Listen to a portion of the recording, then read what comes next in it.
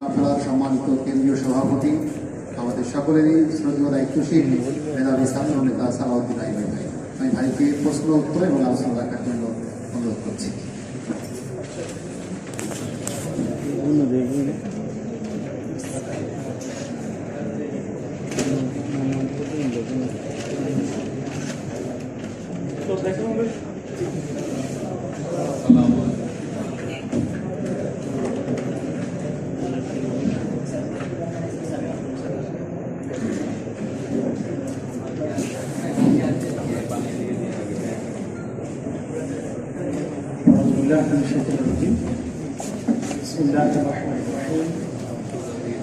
الحمد لله والصلاة والسلام على سيد الأنبياء والمرسلين وعلى آله وأصحابه أجمعين. শহীদুল আফেলা বাংলাদেশ ইসলামী ছাত্র শিবিরের চট্টগ্রাম অঞ্চল দক্ষিণ কর্তৃক আয়োজিত আজকের এই সদস্যদের শিক্ষা শিবিরে উপস্থিত,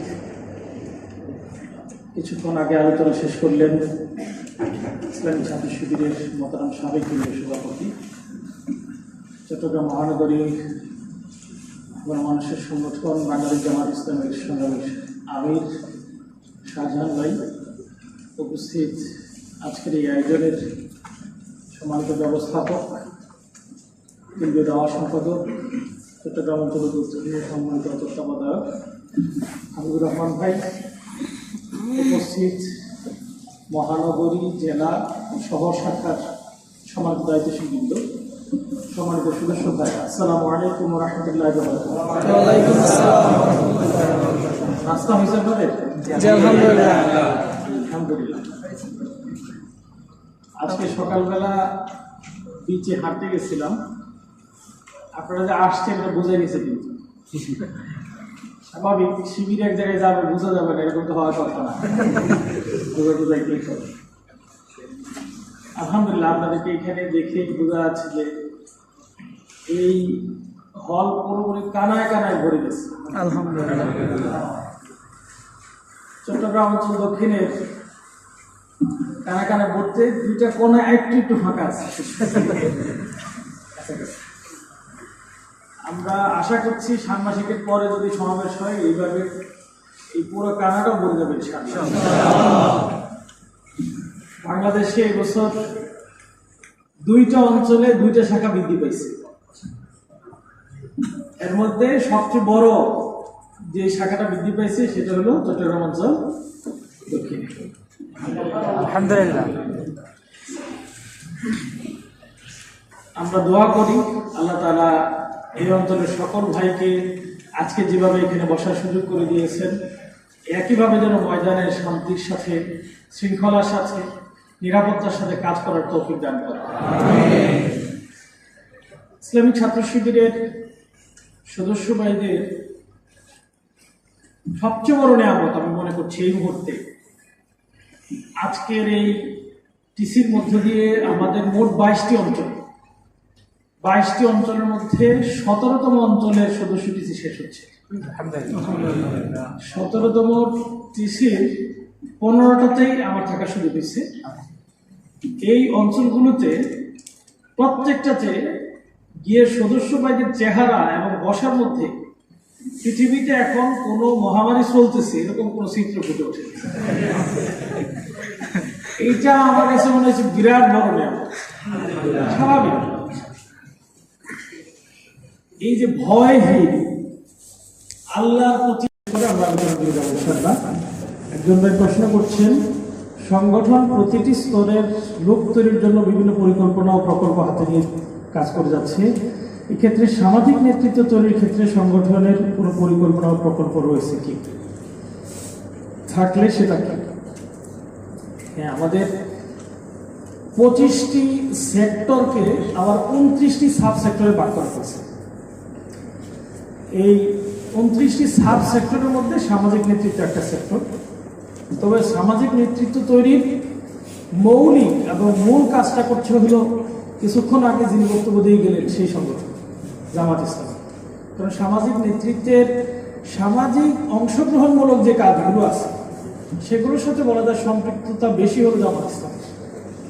এই কারণে আমরা ছাত্র অবস্থায় শুধুমাত্র সমাজের ছাত্র অঙ্গনে যে সকল ছাত্র কল্যাণমূলক কাজ বা ছাত্র অঙ্গনে যে কাজের মধ্যে দিয়ে সামাজিক নেতৃত্বের ছাত্র অঙ্গনে নেতৃত্ব তৈরি করা যায় সেই কাজগুলোর জন্যই বেশি প্রায়োরিটি দিয়ে থাকি এবং কাজ করার চেষ্টা করে থাকি।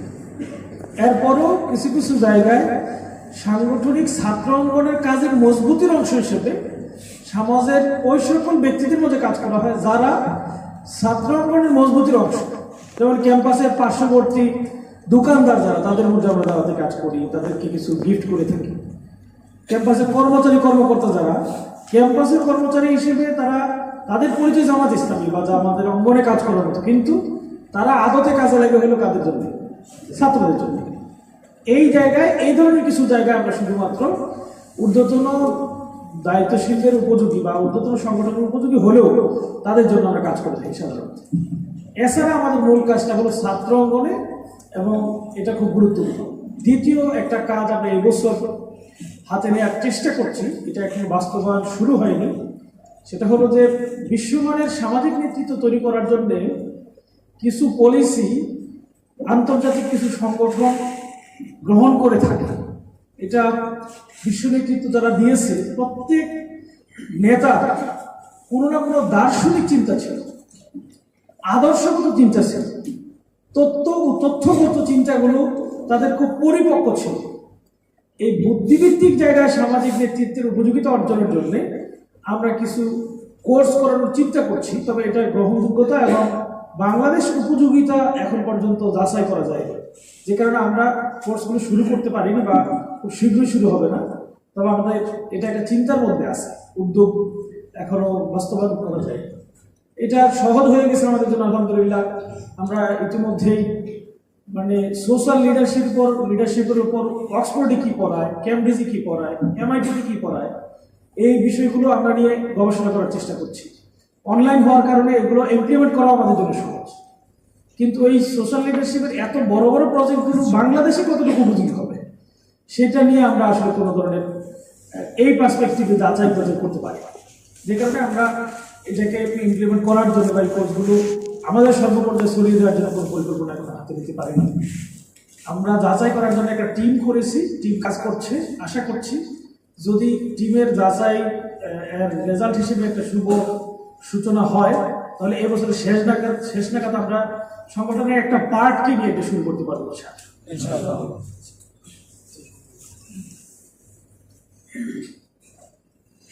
আল জাজিরার প্রতিবেদনের মধ্যে সেনাদের মধ্যে কোনো ধরনের প্রভাব পরিলক্ষিত হচ্ছে কিনা? আল জাজিরার প্রতিবেদনে সেনাবাহিনীর সিংহভাগের মধ্যে একটা বড় ধরনের প্রতিক্রিয়া হয়েছে। আমাদের অনেক পরিচিত ভাই, পরিচিত বন্ধু সেনাবাহিনীতে আছে, তাদের প্রতিক্রিয়া খুব সহজেই আমাদের কাছে অনুমান ছিল এবং তাদের সরাসরি কথায়ও সেরকমটা ফুটে উঠেছে। কিন্তু সেনাবাহিনীর চেইন অফ কমান্ড সিস্টেমটা এমন যে কোনোভাবেই সেখানে তাদের ইচ্ছাকে বহিঃপ্রকাশের কোনো সুযোগ নেই। কোনো কারণে যদি স্বাভাবিক উপলব্ধি আসে যে তার মধ্যে ইচ্ছার বৈপরীত্য আছে, তাহলে তাকে কোর্ট মার্শালের আওতায় নিয়ে আসা এবং এটার জন্য বড় ধরনের দণ্ডের সম্ভাবনা আছে। এই জন্য কেউ এই প্রকাশ সাধারণত করে না। এই কারণে আসলে এটা কোনো প্রকাশ্যভাবে হয়নি, তবে মৌন এবং অন্তরের দিক থেকে বড় ধরনের প্রতিক্রিয়া হওয়ার একটা সুযোগ বা অনেকের পক্ষ থেকে সেটা ছিল। সুযোগ পাইলে হয়তো তারা তাদের সেই মনের চিন্তা বহিঃপ্রকাশ হতে বলতে পারে, এখন পর্যন্ত দৃশ্যমান কোনো প্রতিক্রিয়া দেখা যায়। আফগানিস্তানের তালেবান ইস্যুতে আমাদের অবস্থান কি? আফগান তালেবানদের বিজয়কে ইসলামের বিজয় হিসেবে দেখে অনেকে তালেবান বা আল কায়দা যোগ দিচ্ছে, যারা সাথী এই বিষয়ে বলবো। তালেবানদের সাথে ইসলামী আন্দোলনের কোনো সম্পর্ক এখন আর নাই, একটা সময় ছিল। ইসলামী আন্দোলনকে ধারণ করেই তারা প্রথমে নিজেদেরকে সংঘবদ্ধ করার কাজটা করেছে, কিন্তু তালেবান পরবর্তীতে বলা যায় ইসরায়েল সহ বিভিন্ন গোয়েন্দা সংস্থার ষড়যন্ত্রের অংশ হিসেবে তারা নিজেদেরকে বিচ্যুত করেছে। এই বিচ্যুতির ঘোষণা আনুষ্ঠানিকভাবে ইসলামী আন্দোলন হিসেবে জামাত ইসলামী ছাত্র শিবির দিতে পারে না, তবে তাদের মতের সাথে, তাদের আদর্শের সাথে চিন্তাগত জায়গায় আমাদের কোনো মিল নাই, আমাদের কোনো বলা যায় অংশগ্রহণের কোনো সুযোগ নেই।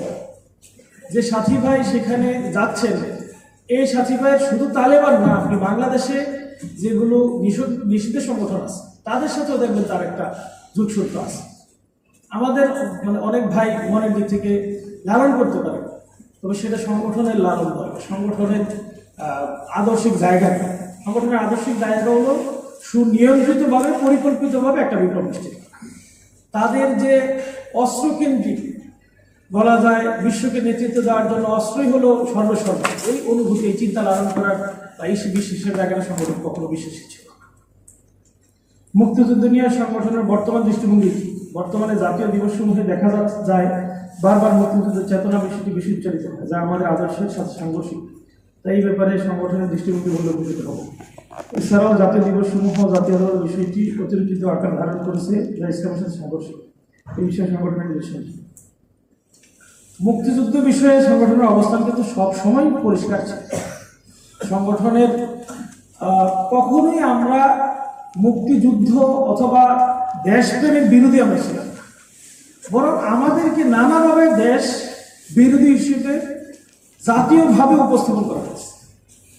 দেখবেন এই বছরও 26শে মার্চের সবাই মানে সাভারে ফুল দিতে যাবে, বিভিন্ন জায়গায় ফুল দিতে যাবে, ফুল দিতে গিয়ে আসার সময় টেলিভিশনগুলো ওই বক্তব্যটাই প্রচার করবে, যেখানে বলবে যে এই বছরের স্বাধীনতার চেতনা হলো জামাত শিবির দেশ থেকে দূর করা।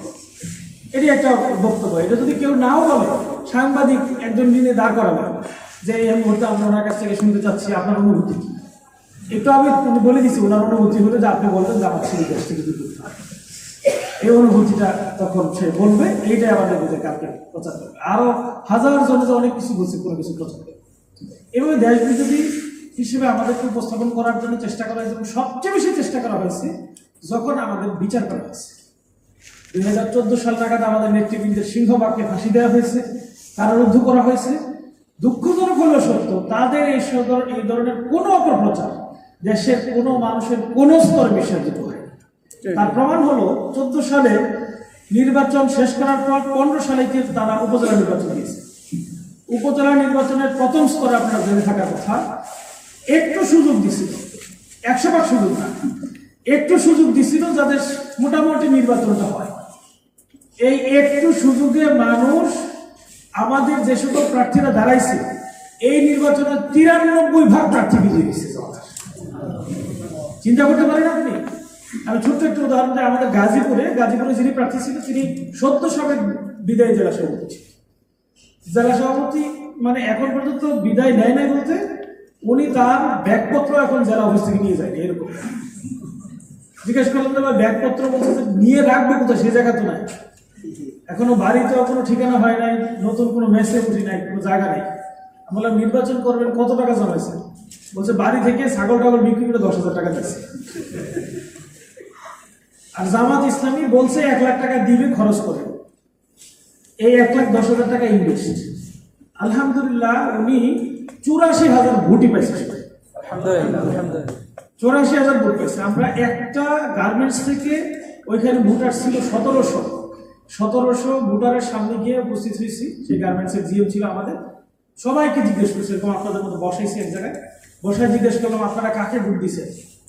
বলছে যে ওনার মার্কা ছিল হলো বই মার্কা। বলছে কাকে ভোট দিচ্ছে এটা জানি না, বই মার্কা ভোট দিচ্ছে। প্রার্থী কিন্তু এখানে বসা, যাকে ভোট দিচ্ছে। বললাম ওনাকে চিনেন? বলছেন আমাকে চিনেন। প্রার্থী কোনোদিন দেখে নাই, কিন্তু বই মার্কা ভোট দিচ্ছে। বললাম কেন? বলছে জামাত ইসলামের প্রার্থী হলো বইটা আমরা শুনছি। চিন্তা করতে পারেন, এটা তো হওয়ার কথা ছিল জামাত। এটা শোনা মাত্রই হলো যে পরিমাণ অপপ্রচার চালাইছে তারা এটাকে ভোট দিবে না, কিন্তু একটা কারণে ভোট দিয়েছে। নির্বাচন শেষে আমি আমাদের ওই প্রার্থীকে জিজ্ঞেস করছি, উনি জয় হয়েছে আলহামদুলিল্লাহ, ওনাকে জিজ্ঞেস করছি যে আপনি যদি জিতলেন কত টাকা খরচ হয়েছে? বলতে জামাত তো শুধু বলছে 1 লাখ টাকা দিবে, টাকা তো দেয়নি, আপনি 44,000 টাকা খরচ হয়েছে। চিন্তা করতে পারেন, এটা মানুষের ভালোবাসা।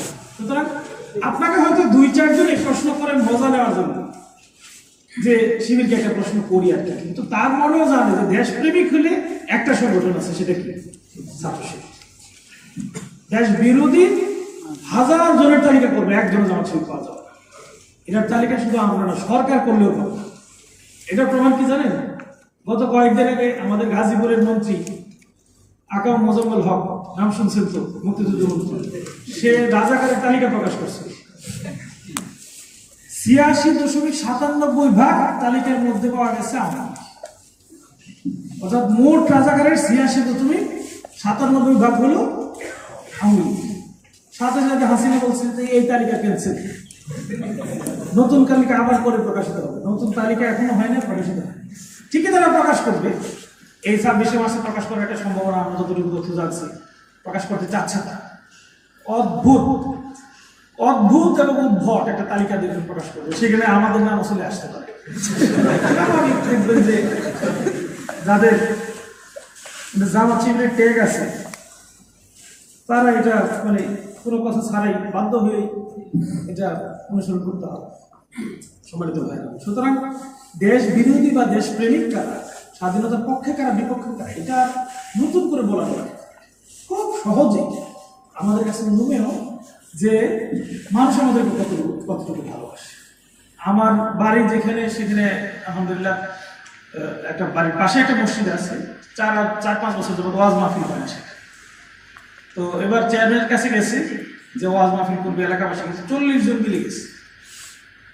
40 জনকে দেখছি যে এখানে ছাত্রলীগের সভাপতি ছিল, বলছে যে ওয়াজ করা যাবে। আমার আব্বা সাধারণত সভাপতি থাকে ওয়াজ মাহফিলের, বলছে যে উনি সভাপতি থাকলে আর ওয়াজ মাহফিল করে দেবে। প্রথম ছাত্রলীগের সভাপতি বলছে যে আপনি যদি কোনো জায়গায় ইউনিয়নে ওয়াজ মাহফিলে যান তাহলে আপনার ঠেকে দেবে। বুঝছি কেন? যে সারা জীবন নামাজ পড়েন, নামাজে গিয়ে সভাপতি থাকে প্রধান অতিথি, আর উনি নিয়মিত নামাজ পড়ে, ওনারা আপনি সভাপতি করতে দিবেন। ওইখানে থেকে চেয়ারম্যান আমাকে ফেসবুকে ফোন দিচ্ছে, বলছে যে ও তো খুব ডিস্টার্ব করতেছে। আমি বললাম যে ঠিক আছে, আমি ফোন দিচ্ছি। ফোন দিয়ে বললাম যে তুমি ডিস্টার্ব করো না, চেয়ারম্যান তো যেভাবে হোক হয়েছে, তার একটা মর্যাদা আছে, মর্যাদার অংশ হিসেবে আনুগত্য করাটা তোমার জন্য জরুরি। বলছে ভাই আমি ছাত্রলীগ করি, আমি শিবির করি না, আমার আনুগত্য শিবির করি।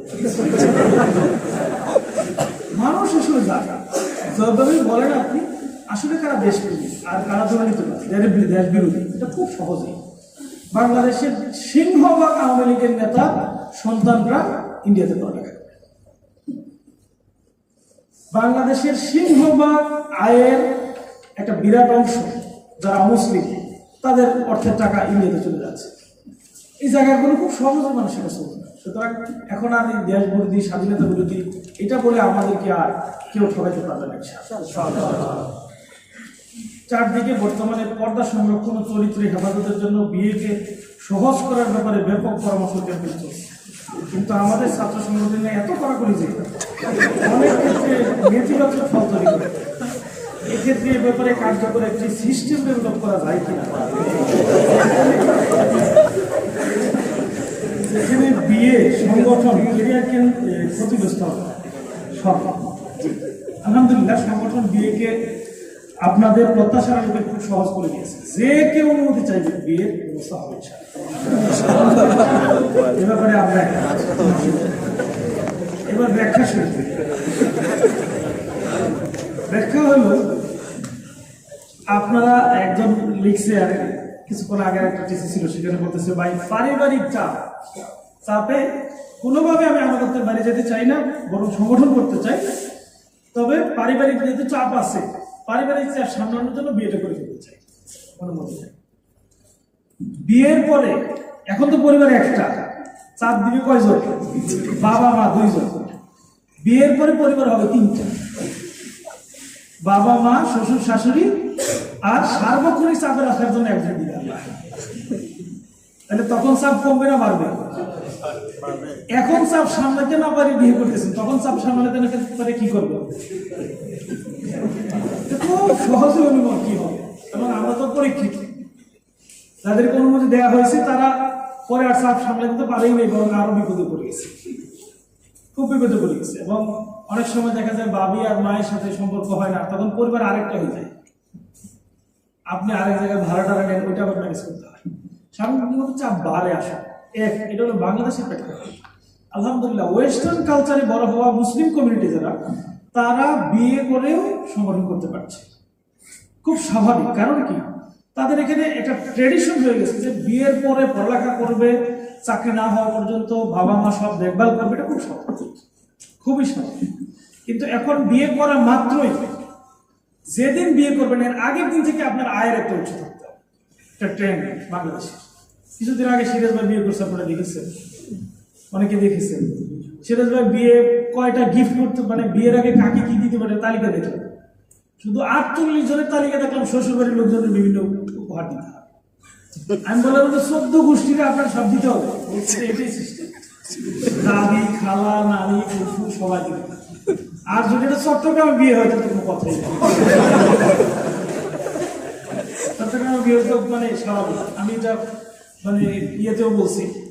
আমি একদিন বাসে আসতেছি, একটা বয়স্ক দুজন আসতেছে, আরাম করতেছে। 2টা সিট শুধু তারা বুকিং করছে আলাদা, মিষ্টির বক্স রাখা। আমি জিজ্ঞেস করলাম এখানে কতগুলো মিষ্টি আছে? বলছে 1 মণ মিষ্টি আছে। কোথায় নিয়ে যাচ্ছে? মেয়ের শ্বশুর বাড়িতে। চট্টগ্রাম নাকি একটা সিস্টেম আছে, বিয়ের কয়েকদিন পরে এলাকাবাসী সবাইকে মিষ্টি খাওয়াইতে হয়। 1 মণ মিষ্টি যদি কিনতে হয় তাহলে তো ছেলে ওই দিনই তার চাকরিটাকে ছেড়ে দিয়ে ধার করে শুরু করতে হয়। সুতরাং বিয়েটা আসলে সহজ করতে পারলে সামাজিকভাবে তখন সংগঠনের জন্য সহজ করা সম্ভব। আমাদের বাংলাদেশে বিয়েটা সামাজিকভাবেই হলো বিয়েটা কঠিন। আরেকটু বলি, চট্টগ্রামের রীতি না, সারা বাংলাদেশের রীতি। বাংলাদেশে কিন্তু আপনাকে যদি ছুটিও দেওয়া হয়, আপনার বড় ভাই বিয়ে না করলে আপনি কি করতে পারবেন? কোনো সিস্টেম আছে? আমি তো ইতিহাস জানি, সংগঠন থেকে ছুটি দেওয়া হয়েছে, চাকরি আছে, এরপরেও বড় ভাই কেন বিয়ে করেন? এই জন্য 4 বছর অপেক্ষা করছে, বয়স 35 হওয়ার পরে বিয়ে করছে। সুতরাং সম্মানিত ভাইয়েরা,